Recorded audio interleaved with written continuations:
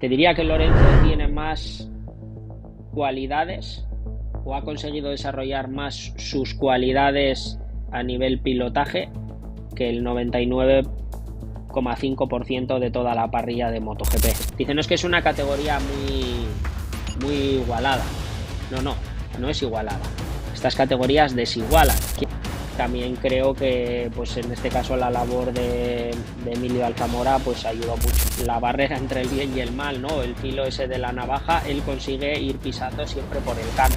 ¿Qué motivación buscas tú por la mañana cuando llevas 19 años ganando 2 campeonatos del mundo consecutivos? Esto es una historia que igual me meto en muchos berenjenales, pero bueno, pues al final que se sepa tampoco.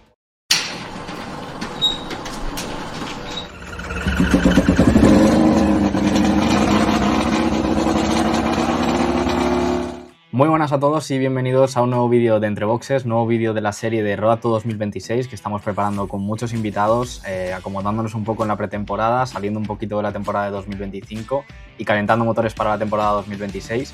Hoy tenemos un invitado muy especial, Efrén Vázquez, expiloto del Campeonato del Mundo, tanto de Moto2 como de 125.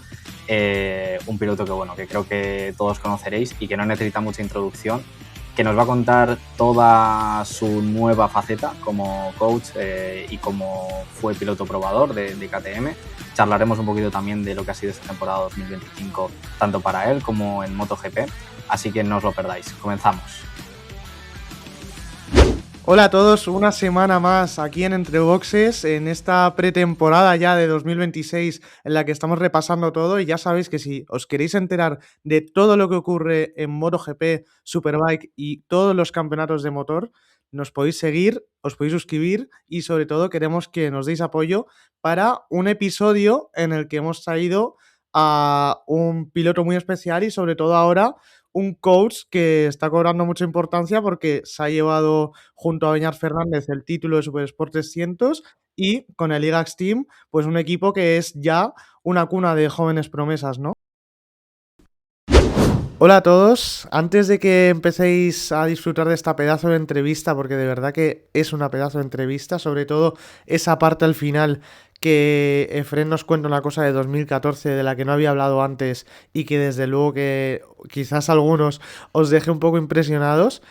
Hemos tenido unos pequeños problemillas técnicos de los 15 primeros minutos de la entrevista que no vais a poder ver porque por problemas de internet no se pudo grabar bien, pero reencauzamos con justo cuando yo le preguntaba sobre Beñat Fernández y cómo se ha coordinado con Javi Calduch, que ya sabéis que es parte de aquí del podcast, y que cómo han gestionado esa parte final de año en Super Sport 300.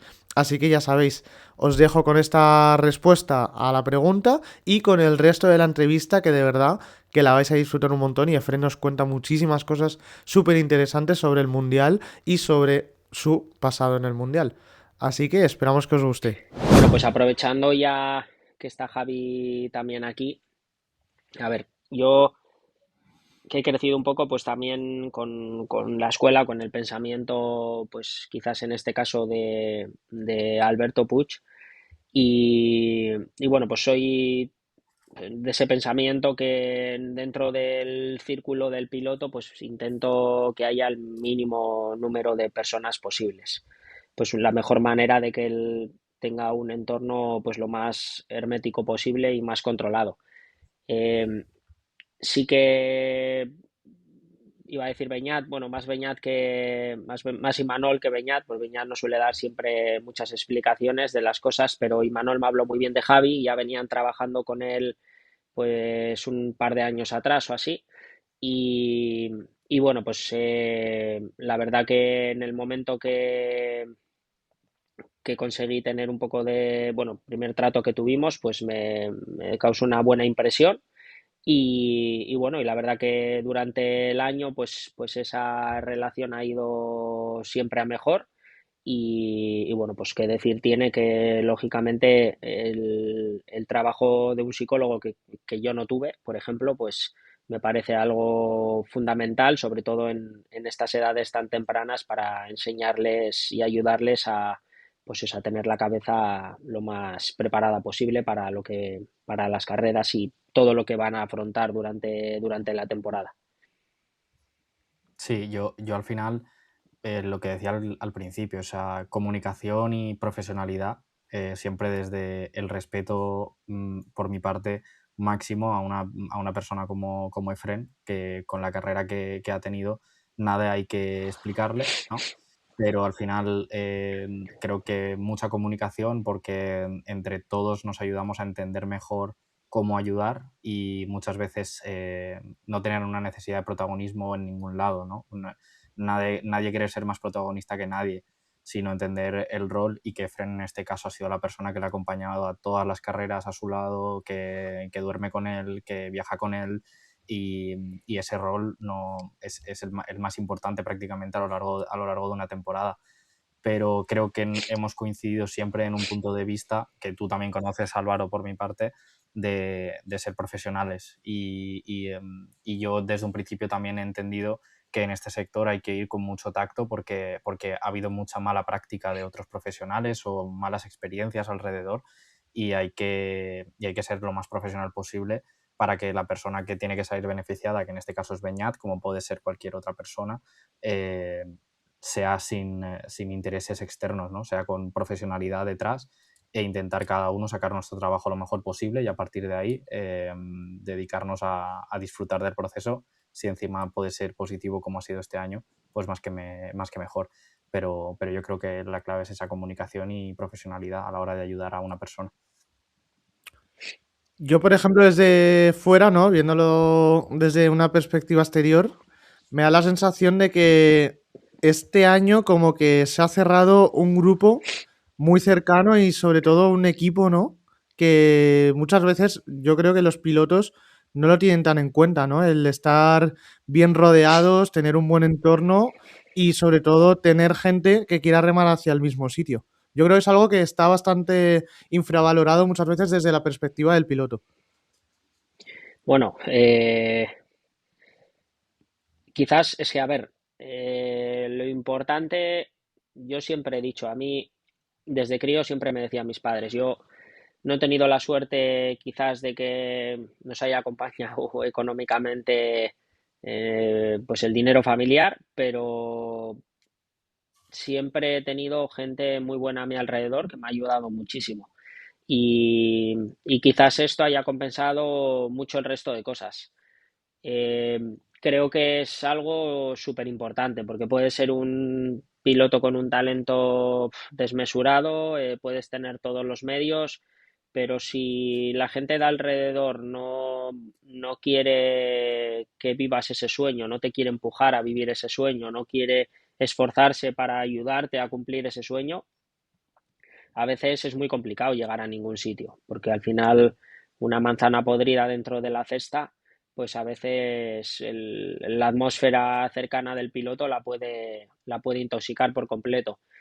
Eh, Intento que, como en este caso, no sé si decirte manager, porque me acuerdo hace poco todavía Alex Martínez, el jefe de ligas, me decías que lo que tú eres para Beñat, quizás la palabra habría que inventarla, porque no estaría escrita, ¿no? No me considero un manager, no me considero un coach, no sé si decirte un hermano mayor, algo así. Y al final, pues intento que él tenga la mejor atmósfera posible, intentar hacer las cosas no porque yo sea el más inteligente, sino porque yo, pues como cualquier otra persona, me he equivocado y me he equivocado mucho y pues como tengo más del doble de su edad, pues me he equivocado posiblemente más del doble de veces que él y al final pues todo es experiencia y lo único que trato es de que se equivoque lo mínimo posible, que tenga sus mejores armas y que su atmósfera de alrededor, en cuanto a lo deportivo se refiere, pues que sea lo mejor o lo más beneficiosa para él y sobre todo más tranquila. O sea, no me gusta la gente que es muy eufórica, no me gusta la gente que es muy pesimista, o sea, me gusta la gente tranquila, que es lo que creo que un piloto debe de tener, ¿no? Pues un poco de tranquilidad y estabilidad pues para hacer lo que él sabe, que si están ahí todos los pilotos son muy buenos y lo único que hay que dejarles es que hagan lo que saben hacer. Si te parece, antes de seguir con Beñat, vamos a cerrar también un poco más sobre tu trabajo, porque este año has tenido esa primera experiencia, ¿no? Con el IGAX Team, el hecho de trabajar con niños, porque Beñat, aunque es joven también, pero ya empieza a ser un adulto, ¿no? Pero me imagino que este primer año trabajando en el SBK, en Moto 4, en SBK Talent, en la Talent Cup, ¿cómo ha sido esa primera experiencia siendo coach de un equipo? Bueno, al final sí que ya había estado con pilotos jóvenes, pues porque al final ya había trabajado como coach en el Team Laglis años atrás. De hecho, pues en lo que era la European Talent Cup, que fuimos subcampeones un año, fuimos terceros otro año, luego ganamos el Junior con Jeremy Alcoba. Luego también la parte de la escuela mía de pilotos, pues es una parte fundamental porque también te enseña. Al final tenemos a críos desde muy pequeñitos, desde los 5 o 6 años hasta adultos, y entonces pues se va adquiriendo un tacto diferente, ¿no? Cada chaval tiene sus necesidades. Este año ha sido, te iba a decir, relativamente sencillo porque el piloto más joven que teníamos en Moto 4 era Marcos Vinagre, que es un piloto que ya viene de mi escuela, que lo conozco perfectamente, o sea que no me ha pillado de nuevo ni canalizar sus momentos de frustración como pues canalizar, siempre avisarle de sus momentos de euforia que sean lo menos eufóricos posibles, ¿no? Porque a veces va un poco igualado. El momento de euforia, el batacazo que te puedes pegar posteriormente.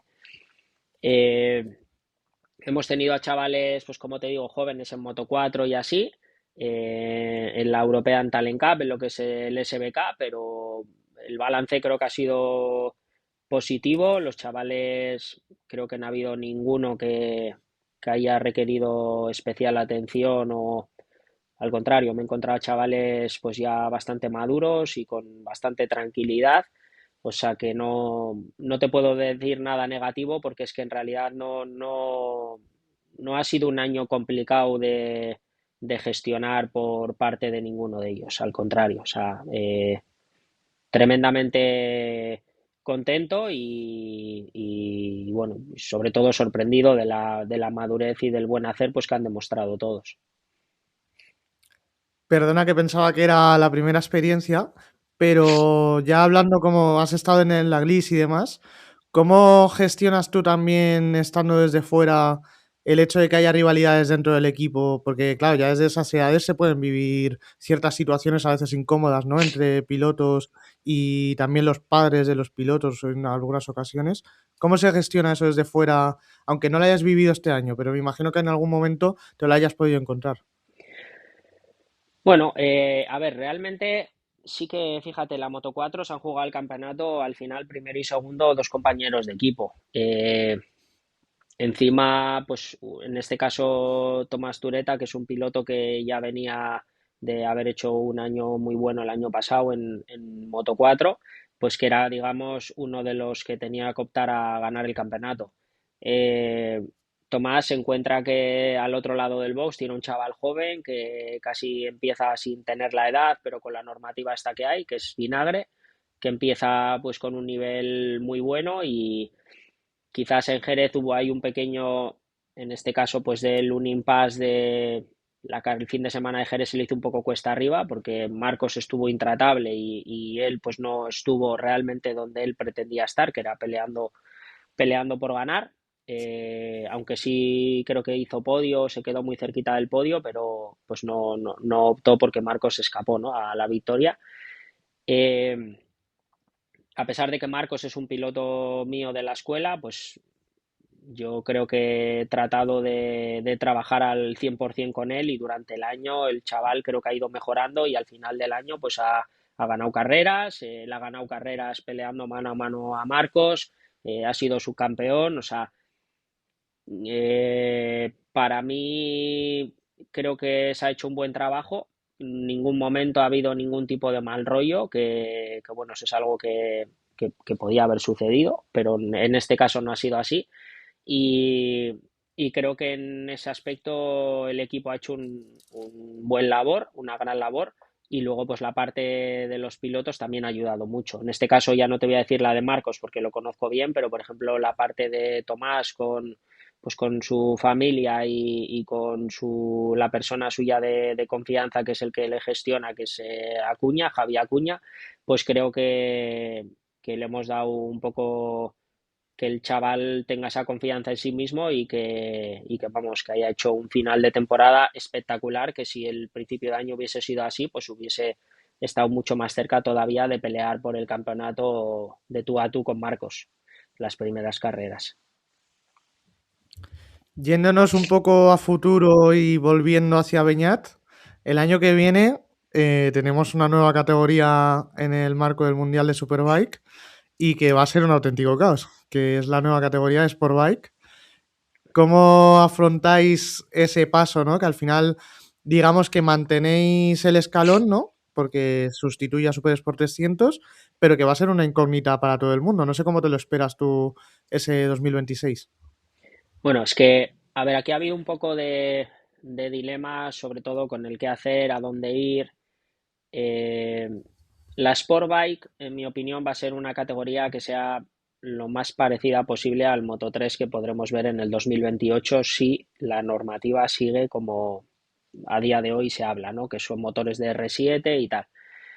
Eh, Nuestro objetivo principal el año que viene será intentar estar lo más adelante posible en la Red Bull, intentar optar a más de lo que se pudo optar este año, intentar ser uno de los pilotos referencia de la Red Bull Rookies y dar el 100% allí, pues eso, con ese objetivo, de sacar el máximo posible, intentar mejorar el resultado que se ha tenido esta temporada. Yo creo que lo puede hacer porque creo que su madurez de cara al año que viene le puede ser una llave que le pueda ayudar en el principio de año. Y en la Sportbike pues va a ser una categoría que, bueno, tenemos que ir con objetivos ambiciosos y con expectativas bajas. No podemos pensar a día de hoy dónde podremos estar porque las motos van a estar muy dispares, sobre todo en el inicio de año. Y bueno, y como hicimos el año pasado, hay que llegar allí, dar el 100% desde la primera carrera, intentar estar atentos para mejorar la moto dentro de lo que se pueda al máximo, llegar preparados y luego Dios dirá. O sea, nosotros tomamos la alternativa de este campeonato como una mera manera de poder entrenar y al final le ha dado un futuro, ¿no? En este caso a Beñat como campeón del mundo. Así que pues vamos a ir con ese mismo pensamiento y sumar, coger experiencia, entrenar, dar el 100% y ya está. Y el momento pues de sacar, si tenemos que sacar toda la rabia, pues lógicamente tendrá que ser en esa Red Bull como segundo año repetidor y conocedor de la moto y de los circuitos. Hablabas también sobre hacia dónde va el Mundial de Moto 3, ¿no? Que es bastante interesante que va a convertirse, digamos, en la misma esencia que Moto 2, ¿no? Los mismos motores para todo el mundo y chasis prototipo. ¿Qué opinas sobre ese cambio? Tú que has sido además piloto probador de KTM, ¿no? En Moto 3. Ese cambio de más, digamos, hacia lo que se conoce un poco en la Fórmula 1, ¿no? De el mismo material para todo el mundo y un poco más orientado hacia el desarrollo deportivo, ¿no? Más que el de las marcas. Bueno, estoy ya en el año, no sé si sería 2019 o 2020. Yo ya te voy a decir, dio mi opinión sobre lo que creo que hacia dónde podría ir esto, ¿no? Y al final, pues ha sido así. A ver, yo soy un nostálgico de las motos. Mi opinión no va a ser nunca objetiva. Me gusta que haya guerra de marcas, me gusta que hubiese guerra de neumáticos. Esto es lo que quizás un piloto realmente busca, ¿no? El poder trabajar con las ruedas, el poder trabajar con tu equipo técnico, con tu marca, para que la moto sacar ese poquito más. Pues todas estas pequeñas cosas que es lo que el mundo del motor o del motociclismo era pues varios años atrás. A medida que va pasando el tiempo, pues esto va tomando otra alternativa, ¿no? Ahora lo que es el Campeonato del Mundo de Motociclismo a pasos agigantados en los últimos 10 años, pues se está convirtiendo en un show. Y para ese show, pues cuanta más igualdad hay, más movimiento de pilotos hay, más resultados. No está todo tan estipulado, ¿me explico?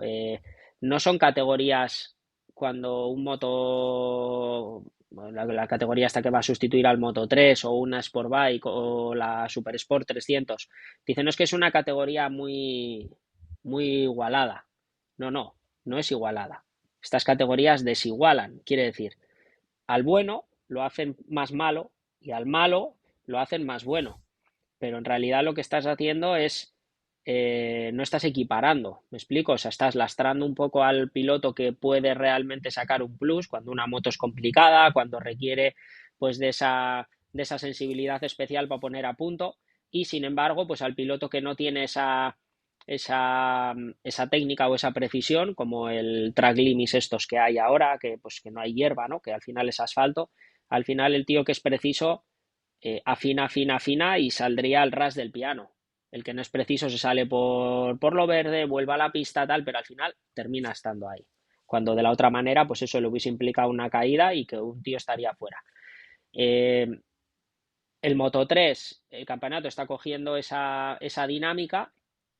Me parece desde la parte de negocio, me parece una visión buena para poder mejor o poder controlar mejor los pilotos que, que pueden llegar a MotoGP, porque de esta manera al final cuando tienes una categoría con una misma moto, con todo, es mucho más sencillo desde dentro poder gestionar la carrera deportiva de los pilotos, ¿no? Hasta llegar a MotoGP, que es lo que ha pasado con la Red Bull. Al final, en la Red Bull Rookies tenemos a pilotos que le han dado las posibilidades a malayos, a indonesios, a japoneses, a pilotos de otras nacionalidades de llegar al campeonato del mundo. Esto ayudará a ese tipo de pilotos a poder llegar a MotoGP y pues de esa manera, una vez que estén en MotoGP a nivel negocio interno, pues para los organizadores, en este caso, pues para Liberty, entiendo que eso es un poco lo que se busca. Pilotos de fuera en MotoGP para luego, lógicamente, tener los derechos televisivos de... Primero tienes que crear un movimiento, ¿no? Que haya un movimiento de gente que siga a un piloto de esa nacionalidad. Para eso tienes que llevarlo con un nivel bueno a MotoGP y creo que este movimiento para ellos, desde luego, será positivo. Otra cosa es, pues, evidentemente, los nostálgicos quizás de las carreras, pues que lo veamos de otra manera. Pero bueno, es el motorsport, las reglas cambian y lógicamente, pues si quieres estar en este juego, estas son las reglas y si no, pues tienes otro juego al que jugar. Es algo que hablamos muchas veces aquí, de hecho lo hablamos también con Juan Pedro de la Torre o en muchos capítulos, la verdad que le hemos dedicado bastante tiempo, que es que si se está perdiendo un poco esa esencia del deporte, ¿no? O ese, digamos, el estar focalizados en lo que era antiguamente el motorsport, ¿no? De una guerra de quién es la mejor marca, quién es el mejor piloto, y ahora es más de qué es lo que ocurre casi más fuera de pista, ¿no? O qué momentos nos dejan nuestros ídolos antes de lo que es lo puramente deportivo, ¿no? Es que antes había una guerra, yo creo, de quién era la mejor marca, porque había una guerra de marcas entre países, el otro día hacían un análisis muy interesante, no recuerdo dónde lo veía, la verdad no lo puedo citar, pero un análisis muy interesante de por qué España tenía tanto bagaje, ¿no? De esa necesidad que tuvimos durante muchos años de generar marcas de motos y tener nuestras propias motos, nuestros propios pilotos, y esa era la guerra. Lo hemos hablado en muchos capítulos. O sea, ahora la guerra es al mejor postor, ¿no? A ver quién tiene el mejor producto o quién se vende mejor. Y para vender mejor te da igual que haya una guerra de neumáticos detrás, una guerra de marcas, lo que quieres es una rivalidad o quieres algo que sea épico y que se pueda vender en masa con derechos televisivos. Yo creo que ha cambiado y es lo que dice Fren, que si queremos ser partícipes o queremos seguir siendo aficionados al motor, que al final creo que es lo primero que somos todos, tenemos que aceptar las reglas y que esas reglas están cambiando porque van a ser completamente diferentes. El otro día, de hecho, en la gala de la FIM, hablé un poco con Tony Bow, porque para mí es un referente a nivel ya no solo de resultados deportivos, sino de mentalidad, ¿no? En el deporte, porque tantos años ahí queriendo ganar tal, el mundo del trial ha cambiado muchísimo desde que él gana el primer campeonato del mundo de trial hace 19 años. Las normas han cambiado, se han cambiado muchas veces las normas y al final el resultado es que sigue siendo campeón, ¿no? Bueno, en el deporte todo cambia y ahora en el motociclismo pues creo que este tipo de normas pues están variando y nada, y hay que intentar pues dentro de la normativa que hay actual pues de intentar de ser el mejor. Otro ejemplo tenemos con Márquez, seguro que pues cuando entró él en MotoGP no es lo mismo que ahora con el tipo de motos que estamos viendo a día de hoy y al final pues esa capacidad de adaptación engrandecen todavía más al deportista y que siga allí ganando. Y si te parece, podemos repasar un poco también lo que ha sido este año en MotoGP, que quizás haya sido la mayor historia de ¿no? un regreso que hayamos podido ver en el deporte. ¿Cómo has vivido este año, Efren? Tú que además has competido contra Marc Márquez, aunque fue hace bastantes años, pero que lo has conocido bien. Bueno, yo lo que opino que hemos vivido para los afortunados que hemos podido disfrutar de esta temporada 2025 de MotoGP, creo que estamos ante un hito histórico, ya no te voy a decir en el motociclismo, sino en el mundo del deporte en general. Que un deportista, no un deportista, un grandísimo deportista, un gran referente de su disciplina, sufra una lesión de tal gravedad que le deje prácticamente apartado durante 3 o 4 años de la competición, con idas y venidas de problemas, pues eso, con el tema del brazo, de volver una o dos carreras, no poder correr, volver a operarse y que vuelva a lo más alto de la manera que lo ha conseguido hacer este año, pues yo no estoy seguro de que esto haya sucedido nunca o por lo menos no muchas veces.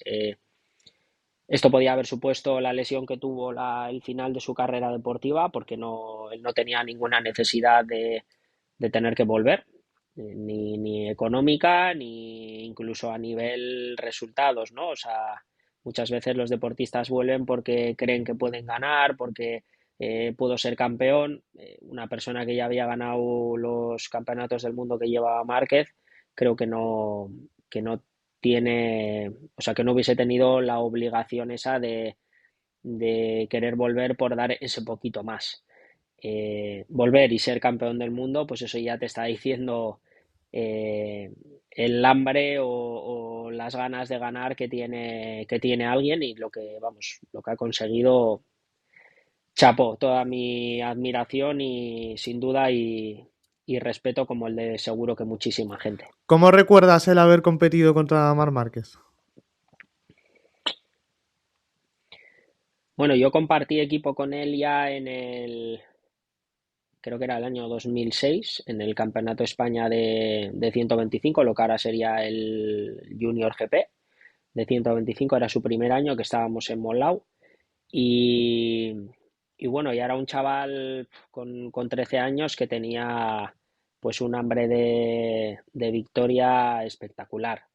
Eh, Era rapidísimo, o sea, además de muy pequeño, era muy rápido. Fíjate que yo soy pequeño, pero Mark era un crío que pesaría escasos, que no llegaría seguro a 40 kilos y de tamaño era muy pequeño y la velocidad que tenía encima de la moto pues ya era una pasada. Pero luego también la mentalidad que él tenía cuando llegaba al box, pues ya veías que se le cambiaba la cara y bueno, era uno de esos pilotos que sale a lo que sabe dónde está y por lo que está y para lo que está, ¿no? Y bueno, pues luego las vidas dan muchas vueltas, eso no te garantiza nunca nada, pero también creo que pues en este caso la labor de Emilio Alzamora pues ayudó mucho, que es un poco el ejemplo que siempre le pongo a Beñat, ¿no? Al final tienes que tener un talento bueno, pero tienes que dejarte llevar un poco hacia los pasos que realmente te van a aportar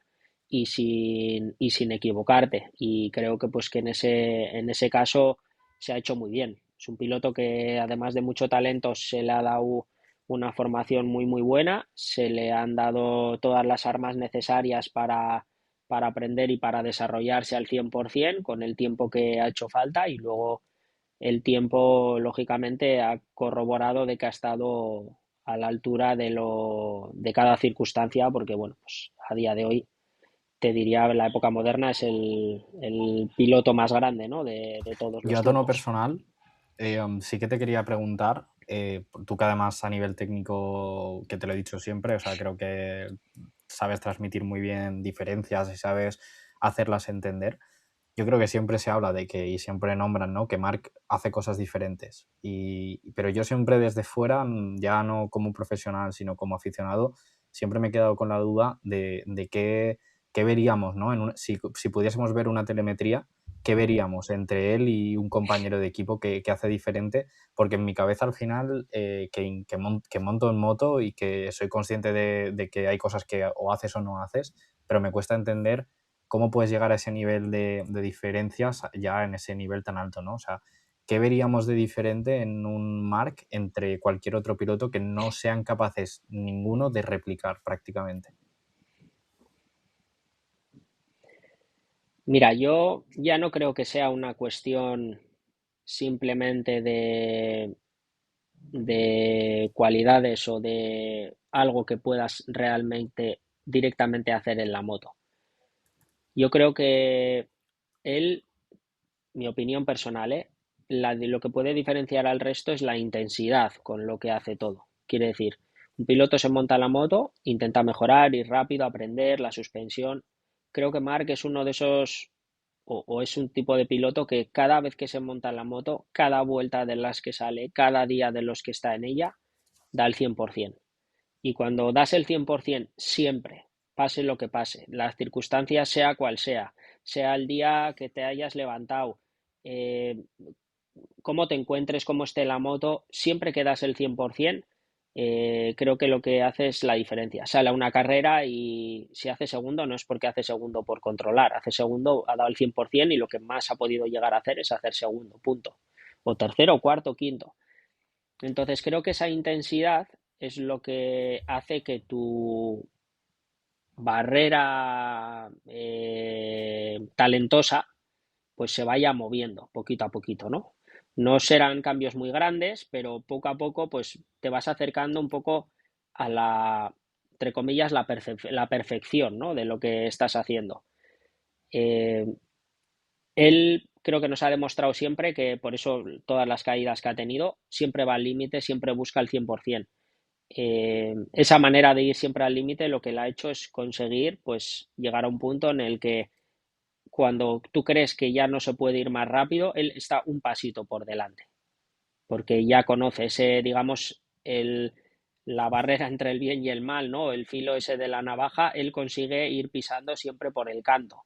Cuando otros dicen, ostras, por ahí no, que nos caemos al otro lado, pues él ha conseguido pisar por el canto a base de, como digo, de dar el 100% siempre, en cualquier circunstancia y durante prácticamente toda su carrera. O sea, yo creo que lo que hace diferente es eso, que su mentalidad siempre ha sido la de ir al límite y eso lo ha hecho el mejor piloto de ¿Crees que todos. quizás esa parte más de el esfuerzo, ¿no? O la mentalidad ha pesado más que su talento? Y que el talento quizás a veces se da demasiado por hecho para Marc y no se valora tanto esa mentalidad que tiene cada día y cada entrenamiento.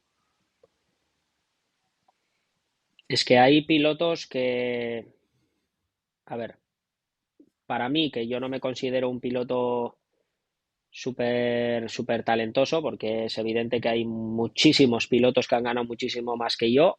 También hay muchísimos pilotos también que han ganado mucho menos que yo. Entonces, hablar de alguien o sea, hablar a la ligera de alguien tan relevante como Marc, pues creo que siempre hay que ir con muchos pies de plomo. Lo que sí que creo es que pilotos buenos con muchísimo talento los ha habido y los habrá.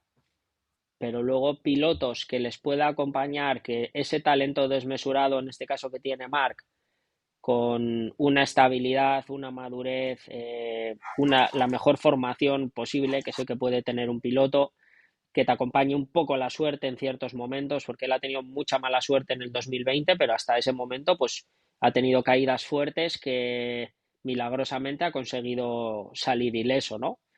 Eh, y luego pues esa ambición de querer ganar. Porque cuando un piloto es campeón del mundo de 125, es campeón del mundo de Moto 2, es campeón del mundo de MotoGP y vuelve a serlo, y vuelve a serlo, y vuelve a serlo, y el querer levantarte y ganar, y querer volver a ganar, y a mí eso es lo más complicado de todo. O sea, yo creo que si me pusiese en la piel de alguien así, yo hablando mal y pronto quizás aborrecería, ¿no? Me aburriría de ganar. ¿No? Que es que a veces lo que yo más destaco de un tío, pues en este caso como Tony Bow, que le digo, macho, ¿qué motivación buscas tú por la mañana cuando llevas 19 años ganando 2 campeonatos del mundo consecutivos en un deporte tan difícil a nivel técnico como es el trial, ¿no? Que desde fuera podrías decir, joder, se parece hasta aburrido, le quitas hasta mérito. Pues esa ambición de querer levantarte y querer todavía mejorar lo que ya parece inmejorable, ¿no? Es lo que te puede llevar a volver a ser campeón. Y para mí eso es, no sé, yo creo que es lo más difícil de todo, porque no creo que Marc sea invencible a nivel talento, ni creo que Marc sea invencible a nivel medios, como mucha gente pensaba, la Ducati y tal, pero lo que sí que creo es que a nivel ambición eh, poca gente se le puede comparar a él. Para mí uno de ellos es Pedro Acosta, ¿no? Pero sí que quizás le hace falta las armas y quizás puede llegar a ser un relevo generacional. Pero como digo, Marc es un tío ya de 32 años y Pedro es un chaval de 20 y pocos. Vamos a ver si dentro de 6 8 años sigue con esa ambición de querer ser campeón del mundo de MotoGP año tras año, ¿no? Que creo que es lo más difícil de Quizás todo. es hacerte mojarte mucho, pero si nos tuvieses que decir un top 5 de pilotos de MotoGP actualmente, juntando talento y mentalidad, que muchas veces se dice solo el talento, pero sí que es cierto que hay que valorar también la mentalidad de un piloto. ¿Cuál crees que sería ahora mismo el top 5 de esos pilotos, teniendo en cuenta esos dos aspectos? De todos los Si tiempos, ¿no? quieres, si quieres de Me todos los hablas tiempos y o... también de actualidad. O si de actualidad no te quieres mojar. A ver, luego ya el orden ya lo dejo para cada uno, pero en esos 5, pues creo que Márquez y Rossi deberían de estar seguro. Eh, yo que soy pues mayor, para mí, no sé, el caso nivel deportivo, un tío como Raini quizás debería de estar también. Eh, joder, te diría que Lorenzo es uno de los tíos más bestias que he conocido encima de una moto. O sea, creo que te diría que Lorenzo tiene más cualidades o ha conseguido desarrollar más sus cualidades a nivel pilotaje que el 99,5% de toda la parrilla de MotoGP. Y entiendo que no es un piloto que haya tenido las facilidades o la estabilidad moral que ha tenido en este caso, pues igual Márquez en su carrera, ¿no? Pues porque ha tenido que lidiar con muchas cosas, con managers que pierden la cabeza, con un montón de cosas, siendo un chaval muy joven que quizás eso pues le haya restado a poder hacer más todavía de lo que ya consiguió, que ha sido la leche. Es muy difícil meter en un saco a 5, pero sí, te diría que Márquez Rossi en época moderna, junto con Stoner Pedro San Lorenzo, por ejemplo, por tirar a lo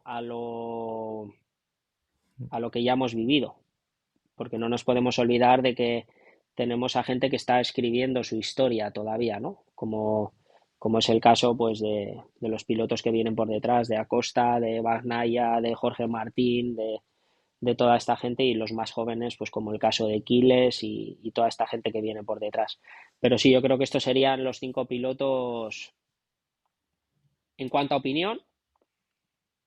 Y siempre digo que al final estos son discusiones de bar, porque realmente la única manera tangible que tenemos de medir eh, las cualidades de un piloto es su palmarés.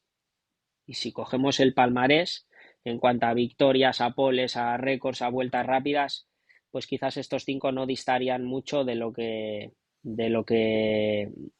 sea, de estos 5 pilotos no distarían mucho de lo que los números en realidad mostrarían. Sin meternos en polémicas del pasado, siempre he escuchado, o muchas veces lo he escuchado, que al final Rossi y Márquez chocaron porque realmente eran muy parecidos, ¿no?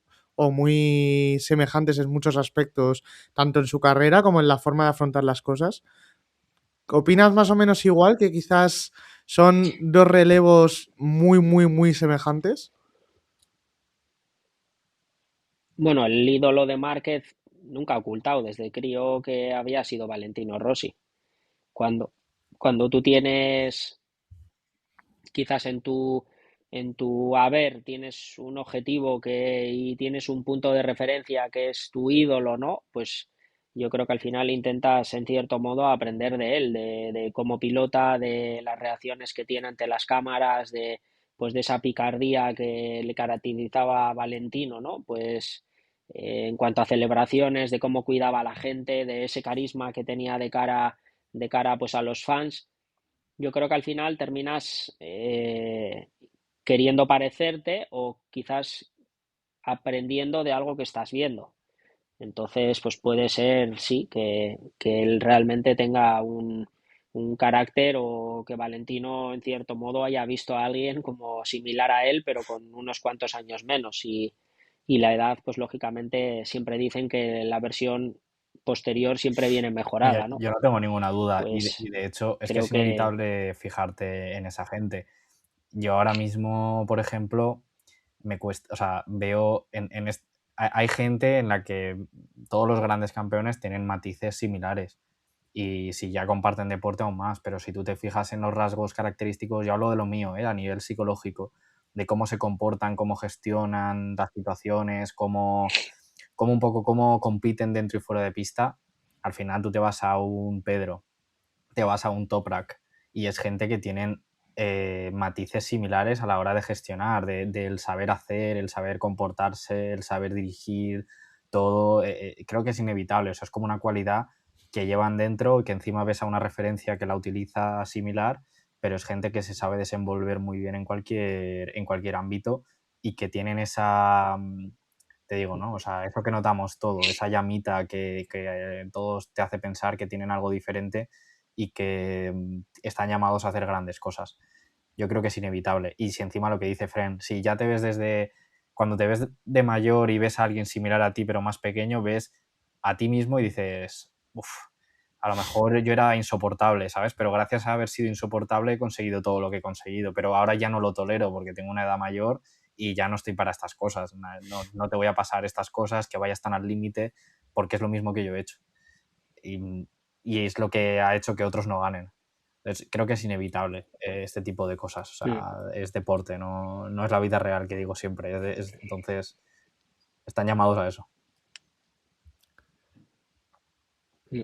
Y si te parece, Fren, ya cerramos un poco tema de actualidad con Pecco Bagnaia, que quizás ha sido el segundo protagonista, a pesar de que Alex Márquez ha quedado un poco tapado, ¿no? Que siempre se ha destacado mucho a Marc, ¿no? Más que a Alex, y Alex ha hecho una gran temporada, pero Pecco Bagnaia también ha sido un gran protagonista por no haber cumplido con lo que se esperaba un poco, ¿no? De haber luchado más con Marc Márquez durante todo el año y algunos momentos incluso dejando muchas dudas, mucha desconfianza.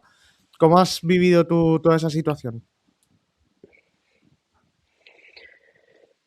Bueno, a mí me gustaría realmente saber qué es lo que ha sucedido con Peco. No, eso lo sabrá él o su círculo más cercano. Al final nosotros podemos tener nuestra opinión, que al final es como lo que nos pueda parecer desde fuera, ¿no? Desde el sofá.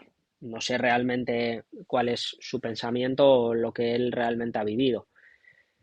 Sí que me choca un poco que cuando Mark estuvo lesionado, escuché ciertas declaraciones, quizás no de Peco, pero sí de otros pilotos, como que restaban que Márquez pudiese estar a la altura de pelear por ganar, ¿no? O como, bueno, algo tipo, pues el tiempo de Marc ya ha pasado, Márquez ahora mismo pues no me daría miedo porque la época en la que él corría ahora estamos en otro momento y yo me siento con fuerzas para poder ganarle, ¿no?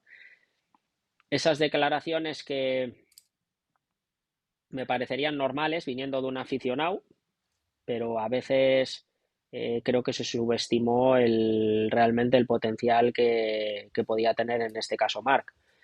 Eh,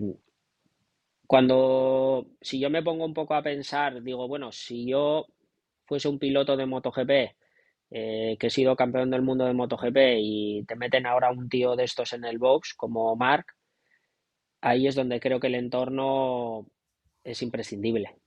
O sea, es decir, va a venir este tío y no se puede ni hundirte, ni lógicamente pensar que no va a estar. Porque al final, quizás en ese punto, te diría, llegas, ves a un tío como Marc, ya le veis encima de la manera que llega. Llegó cauto, te paras, te bajas de la moto y en cada entreno miras a la tele y arriba siempre está el nombre. Y siempre que te bajas está ahí. Y eso, hostia, eso machaca la moral mucho, ¿eh? Y entonces, ¿qué pasa? Que entras en un punto en el que dices, vamos a ver.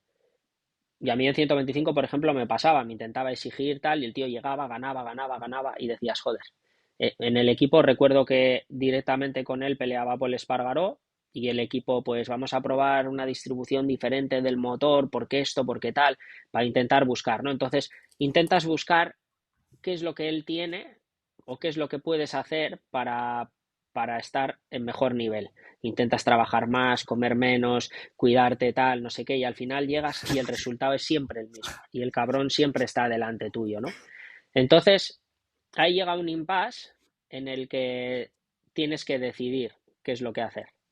Y dices, o sigo con mi trabajo como los burros y el resultado, pues posiblemente sea el mismo, que siempre esté por delante, o tiene que haber algo más. Y entonces igual ya estás buscando en otro Tal jardín cual, que quizás tal no te cual. va a beneficiar, ¿no? Y buscas, pues igual buscas en, yo qué sé, es que igual el equipo, es que igual el técnico, es que me lo invento, ¿eh? Es que igual mi Sí, sí, sí. psicólogo o mi nutricionista o tal. Y estas cosas, cuando empiezas a buscar en otro jardín, quizás te están quitando un poco el foco de lo que es realmente importante, que es el dar el 100% para ganar a este tío, que quizás lo único diferente que hace a ti es la intensidad diaria de todo ese entrenamiento.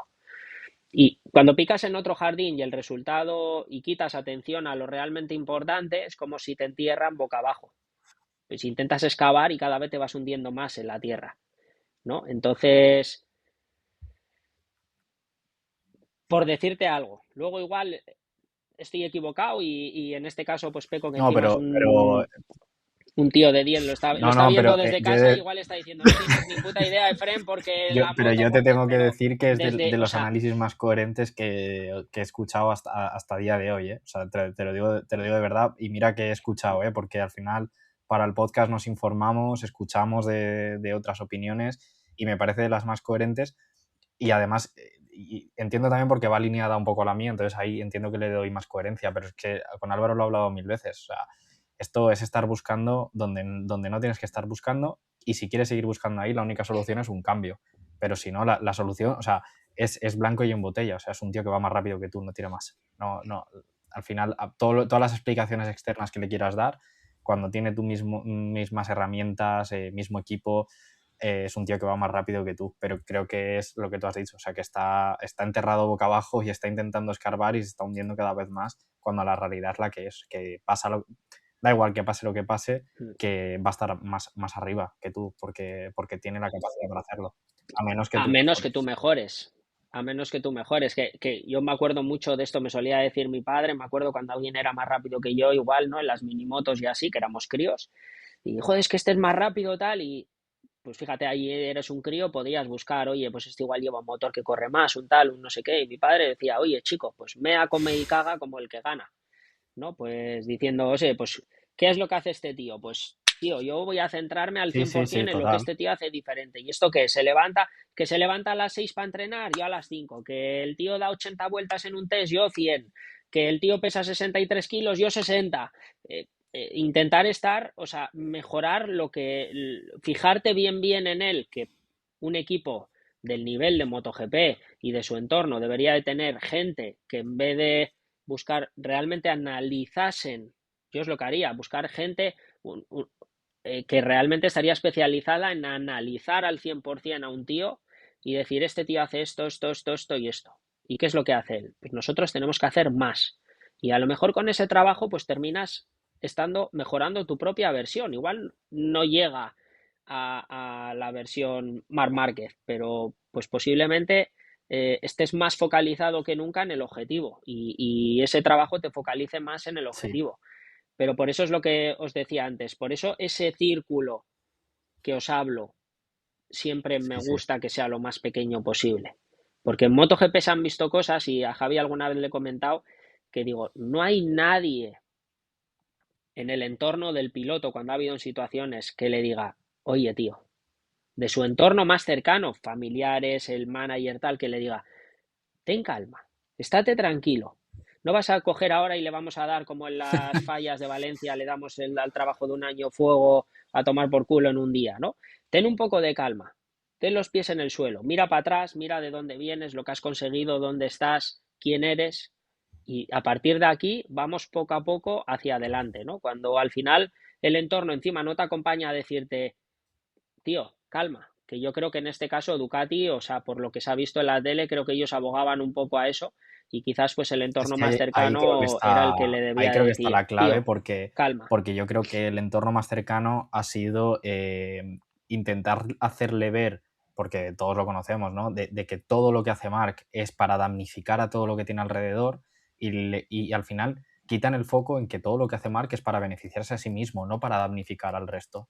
Entonces, si tú, lo que tú has dicho, Mm, si tú meas, comes y cagas en el mismo sitio que hace el que va más rápido, al principio esa persona, que es lo que un poco yo creo que pasó con Rossi y con Mark, dirán, ostras, que mira este tío, puedo compartir la comida con él porque comemos lo mismo, pero llegará un día en el que te cogerá el plato y te dirá, no, tu plato es mío. Entonces nunca se van a llevar bien este tipo de perfiles.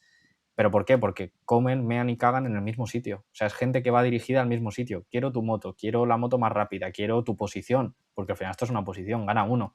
Entonces no van a ganar dos. Entonces, al principio no te la quitaré, pero te acabaré quitando tu estatus, te acabaré quitando tu protagonismo, te acabaré quitando todo. Y eso es estar en la misma posición que esa persona. Yo creo que también Peco es donde yo le admiro por otro lado, porque yo admiro también, tengo dos tipos de deportistas que admiro.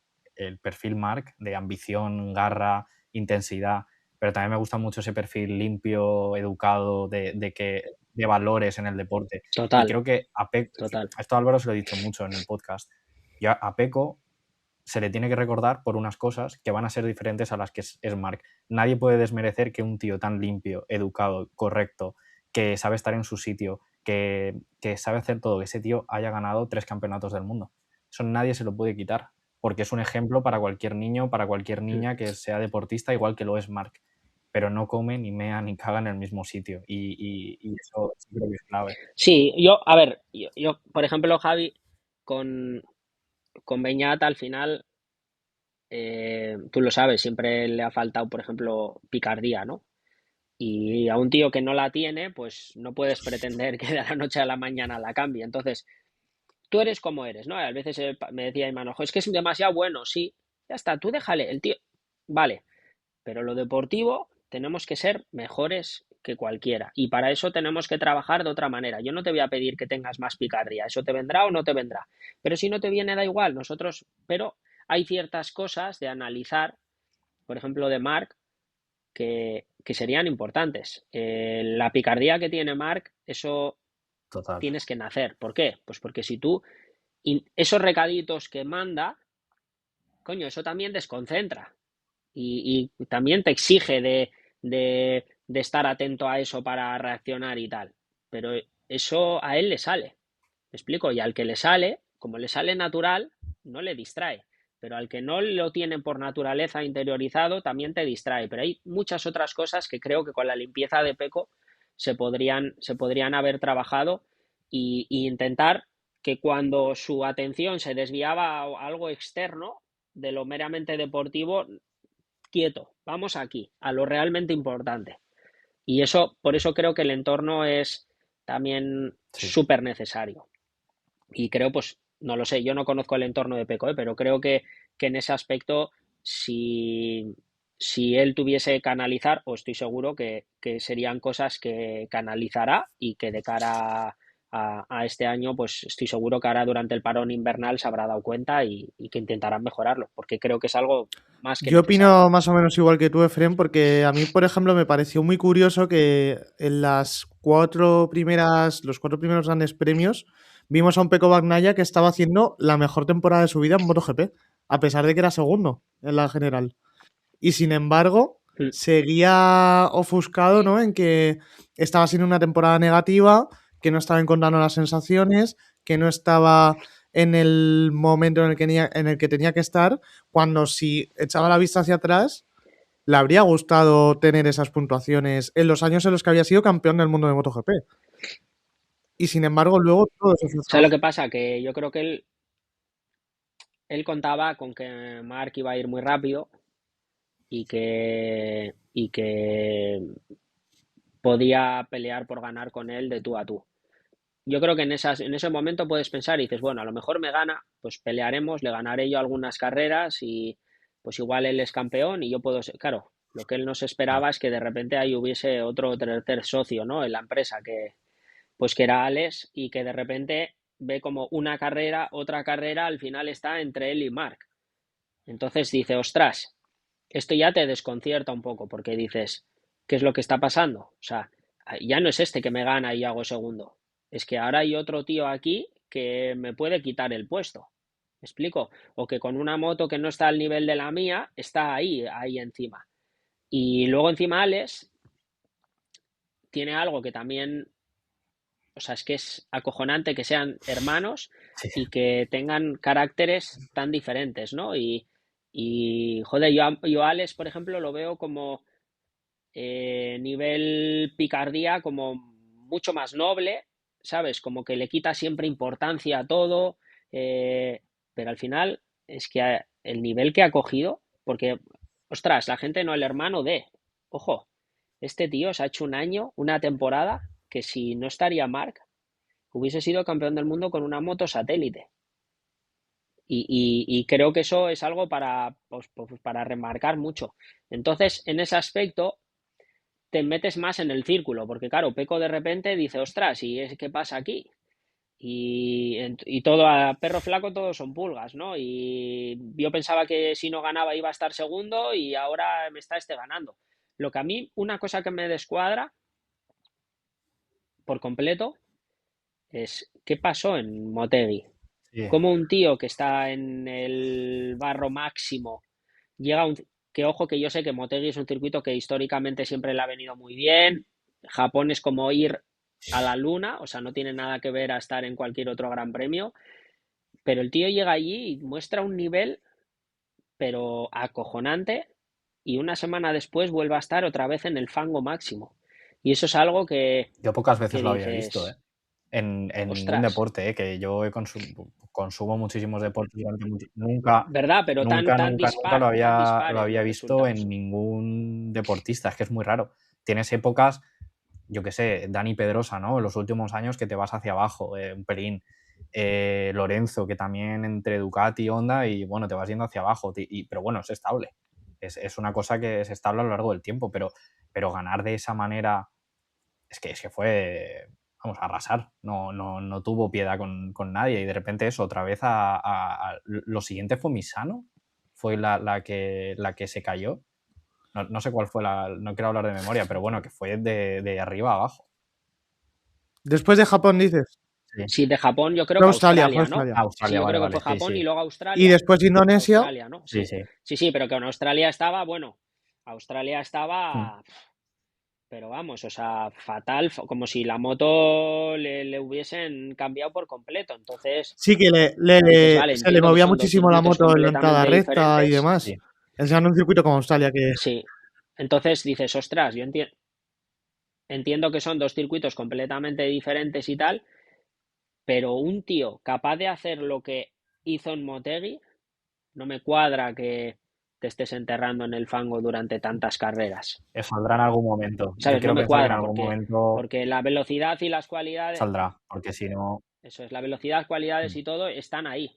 ¿También crees que igual ha sido un problema la falta de transparencia en algunos casos? Es que yo ya, ¿qué te voy a decir? MotoGP es nivel de Fórmula 1. Entonces, tanta gente, tantas cosas alrededor que no sé muy bien. Hombre, yo siempre he tenido a Ducati por una fábrica y por un pensamiento muy familiar. Me explico. Quizás si me hablases igual de otra marca tipo Honda o así, pues, pero no sé. Yo entiendo que Ducati en ningún momento haría No, nada por claro, o sea, yo perjudicar, al contrario, a un tío no quiero como, meterme como Pecco. en cosas de, ¿cómo decirlo?, de teorías, ¿no? Conspiraciones. Me refiero más a la transparencia en cuanto a esa claridad a la hora de dar explicaciones, ¿no? Porque muchas veces hemos visto que Daliña daba una explicación y de repente Tardozzi te decía lo contrario y salía Pecco que decía que él no podía decir nada porque si decía algo igual no tenía nada que ver o sea, ¿Ves? Pero es que esas cosas al final, para mí eso son falta de ahí es a donde comunicación voy. directa. O sea, quiere decir, pues yo sí tengo, a mí cojo a uno, cojo a otro, nos sentamos aquí, ¿qué coño es lo que pasa? ¿Qué es lo que pasa? Y entonces vamos a intentar llegar a un punto de encuentro intermedio.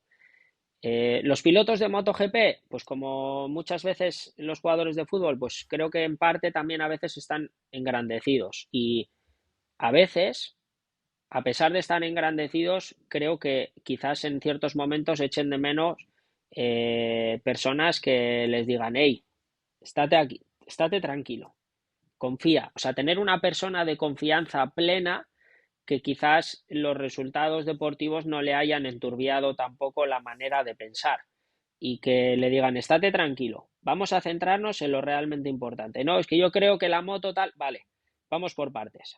La parte deportiva, aquí centraos a tope.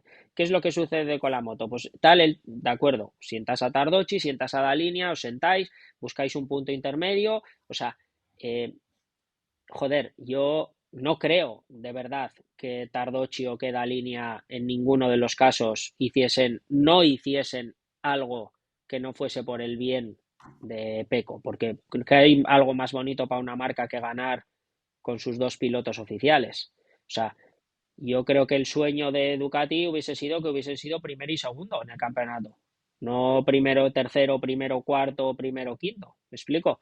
Entonces, no sé, yo creo que hay ciertas cosas que sí que es cierto que tendrían que mejorar y luego, por supuesto, si hay algo técnico que lógicamente desconozco que no cuadra, pues ellos verán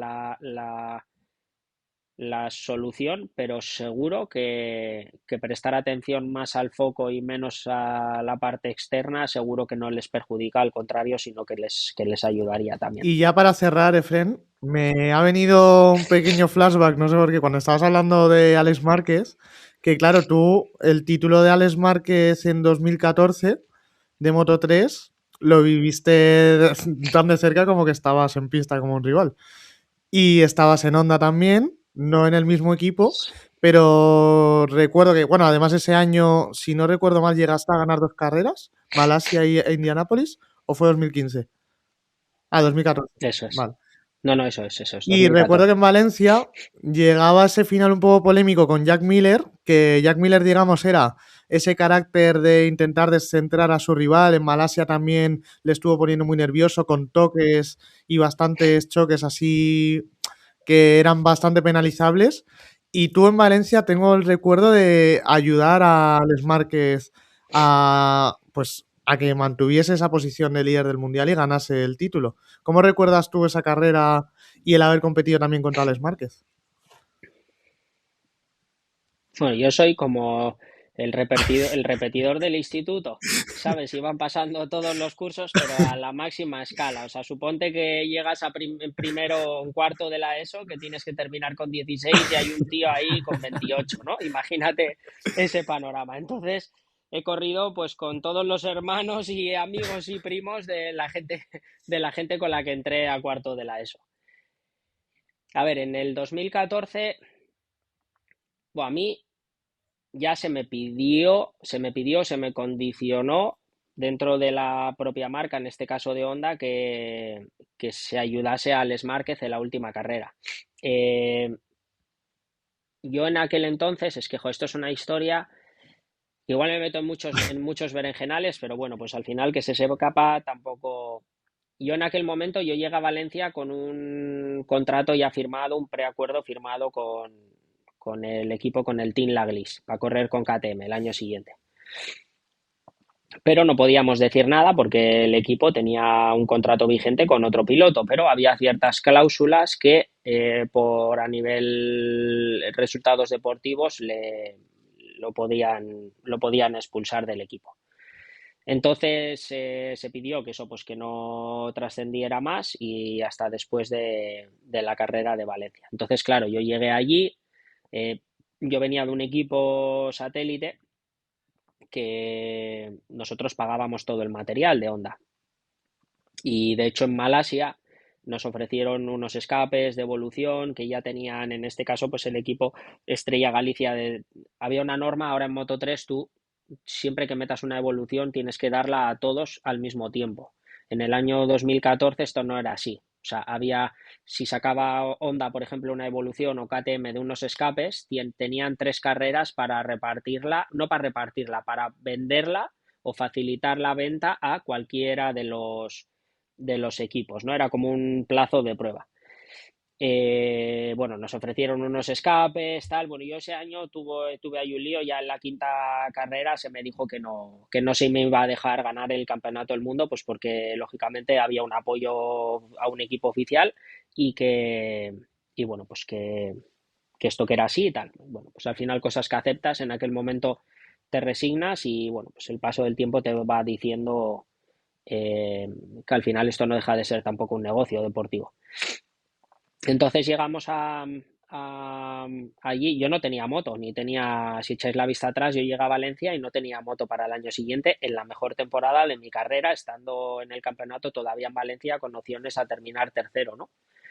Y siendo la primera moto no oficial, porque estaba las dos Estrella Galicia, las dos Honda oficiales y la KTM oficial de Red Bull de Jack Miller por delante. Entonces, los japoneses querían a toda costa que pues me querían ofrecer una moto para el año siguiente y claro, yo ¿qué les iba a decir? No, no, gracias, que yo voy a dejar de correr, ya tenía un contrato con el otro, voy a dejar de correr, no estar tranquilos y eso empieza a cobrar intensidad durante el fin de semana hasta cierto punto ya que tenía 2 amigos que me ayudaban con el tema de representación y tal y oye, lidiar un poco con esto porque es que o sea, no puedo bajarme de la moto y estar aquí cada vez que salgo de la puerta del box y tener a 3 tíos de Honda aquí ofreciéndome que me quede con ellos. Entonces, tuvimos una reunión cuando se iba a formar el equipo Leopard. eh, en aquel momento, pues bueno, pues nos dijeron unas condiciones y yo simplemente, como ya tenía mi cabeza en el otro lado, simplemente les escuché y no presté demasiada atención, pero ya hubo una charla intensa yo creo que era el sábado por la tarde o el viernes por la tarde con Honda, que, que bueno, que en definitiva, qué es lo que quería para continuar con ellos. Y claro, ostras, Yo por aquel momento, además lo cuento en Instagram en alguna historia, yo tenía una deuda con el equipo Laglis de años atrás, de un patrocinador de, bueno, de un patrocinador, sí, yo recibía una subvención pública que no se comprometieron a hacerme un pago y finalmente ese pago no se efectuó. Entonces había una deuda pues de en torno a 50-60 mil euros con el equipo.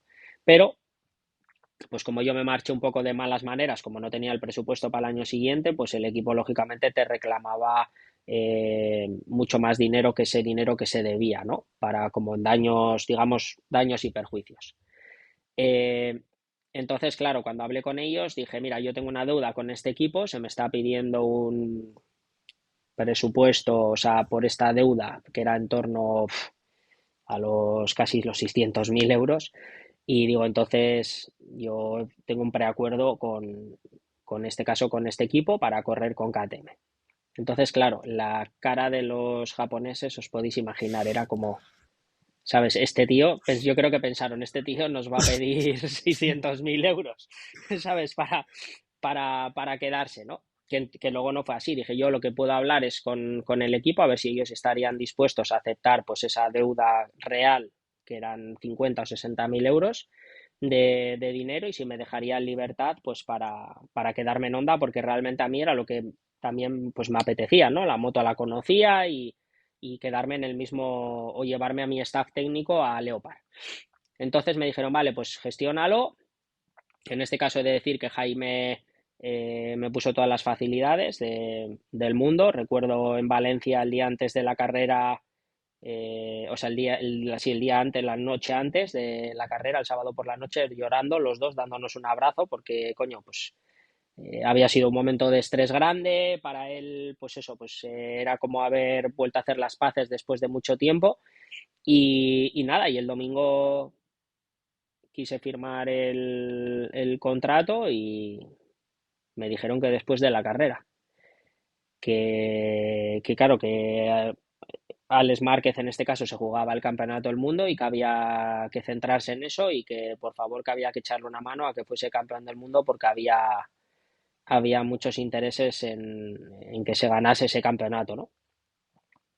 Claro, yo en ese momento, hostia, me quedo, dijo, joder, ¿cómo he vuelto a meter a mi familia en la misma movida? Porque claro, he cancelado un contrato con un equipo, han hecho público ya el piloto para el año que viene y ahora me he vuelto a quedar en pelota. Si este tío no gana o yo qué sé, yo me caigo y me lo llevo puesto o cualquier cosa, ¿sabes? Y entonces salí a la carrera, pues que mi único objetivo era intentar ayudarle en todo lo posible.